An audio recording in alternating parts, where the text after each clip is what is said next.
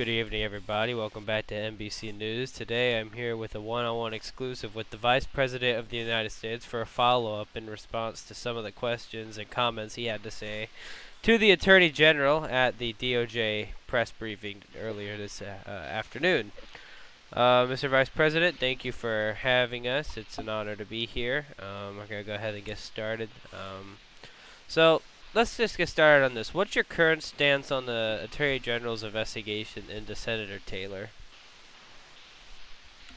I personally am completely fine with it. My questions, which you were referencing, were mainly just around the basis that a lot of the individuals in Congress were asking questions about obstruction of justice and really bringing that topic to the floor, to the press briefing. So I just wanted to get the Attorney General's, I guess, share and point of view on those questions that were being asked by other individuals. And I personally have full confidence in them. I do believe the president does, despite the rumors of the president wanting to remove him. He hasn't done so yet. So the investigation will continue. Do you believe that? Well, you said that you believe the president has support in the Attorney General. That is not at all what the Attorney General gave off when he was. A question was asked by Senator Obama on. Let's find it here. Will you resign? This is what Obama said. "Quote: Will you resign if the president asks you to?" And the Attorney General made it very clear that he would not resign, and the only way he would be out of his office is if the president were to fire him. Now, there have been some public remarks made by the president himself on not outright saying he doesn't support his own attorney general, but he has made remarks that he will be pardoning Senator Taylor regardless of what the DOJ investigation comes up with. So, what is your comment on that? In regards to that, specifically with, I guess, the first part of your question was on the relationship between the president and the attorney general. In regards to that, if the president really wanted to fire the attorney general, he's in an acting capacity already. So I believe if he wanted to do it, he would have already done it. So as you can see, the attorney general is proceeding with the investigation, proceeding with his duties. So I do not think at any time the president will either ask for a resignation because he hasn't done so yet, or terminate him from his position. In regards to your second point with the pardon, as vice president, I don't have much say.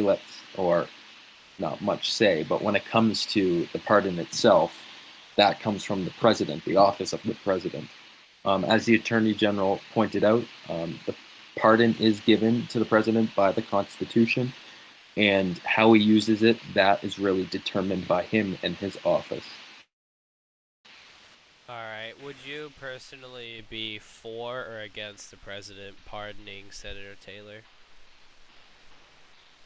In regards to a pardon, I would be, I guess, to put it, impartial to the fact that I do believe the investigation will be conducted properly, and then on the basis of that findings, depending on what the investigation finds, I will weigh it from there.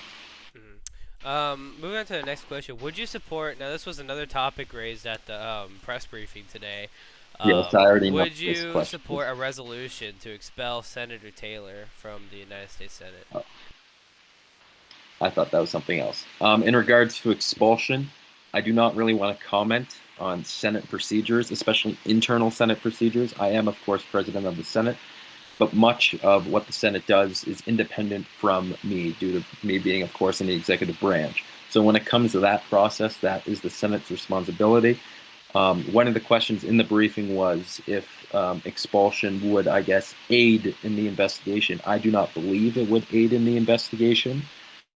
I only believe that an expulsion would push Senator Taylor to be more uncooperative with the DOJ, and that's something we all do not want.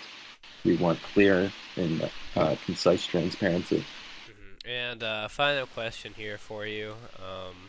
Would you feel comfortable, in the event that there were to be a tie and you would be called down to the Senate chamber to break a tie, would you be comfortable going to the Senate chamber to break that tie with the presence of Senator Taylor in the chamber with you? In regards to the second point of the presence of Senator Taylor in the chamber with you, I would feel completely safe with that.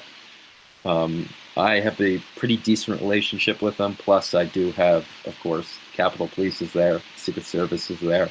So, in regards to the security presence, I'd be fine.